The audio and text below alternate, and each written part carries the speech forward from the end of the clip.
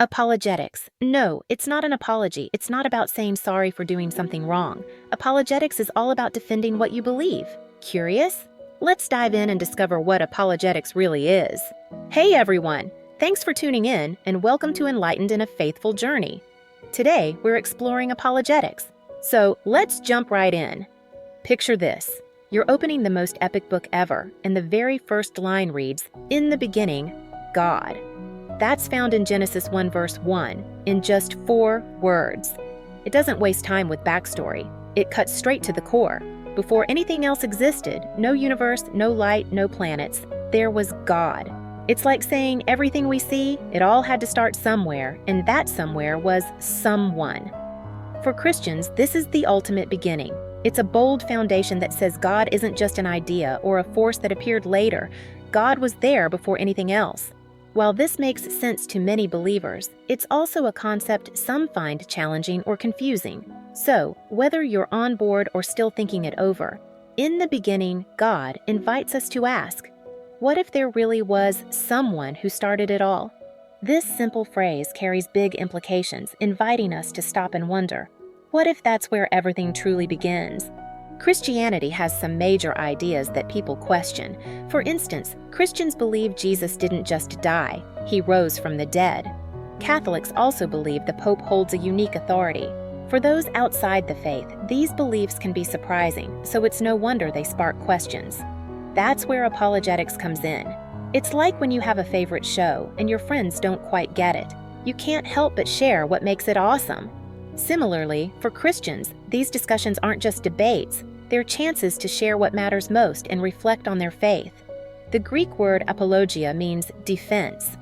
That might sound strange because in English, an apology is about saying sorry. But originally, an apology wasn't about regret, it was about standing up for what you believe. Take the Apology by the philosopher Plato. Socrates isn't apologizing for his beliefs, he's defending them. So, when you hear apology in this older sense, think of it as someone explaining why they believe what they do. In Luke 10 verse 27, Jesus pointed to this when he encouraged people to love God with all their heart and mind. He didn't say, just believe without thinking. Instead, Jesus wanted people to engage deeply with their faith. Faith and reason aren't rivals like many think. They're like best friends that make each other stronger. Jesus himself began Christian apologetics by giving many proofs that he was alive after the resurrection. That's found in Act 1 verse 3. He didn't just tell his followers to trust him, he actually showed up, even to Thomas, who famously needed to see to believe. That's discussed in John 20 verse 24 through 29. The apostles then spread the gospel as first-hand witnesses, saying, "We were there."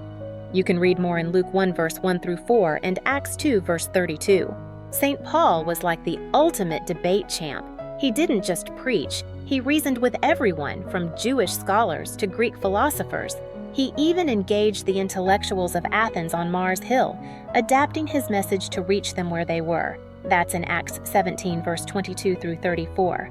Paul was flexible in his approach, saying he would become all things to all, to save at least some, also found in 1 Corinthians 9 verse 22.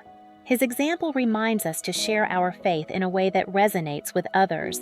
In the Catholic faith, apologetics isn't about arguing, it's about explaining the why behind beliefs.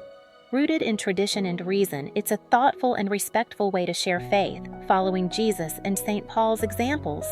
Apologetics encourages believers to engage both mind and heart, ready to respond to questions with clarity and kindness. At its heart, it's a journey of understanding and sharing the truth that, for believers, God's love and purpose are worth knowing and passing on. So, there you have it, apologetics. What do you think about this topic? Is it familiar or did you learn something new? Let us know your thoughts or questions in the comments below. And don't forget to support us by liking, subscribing, and sharing. Until next time, have a blessed day.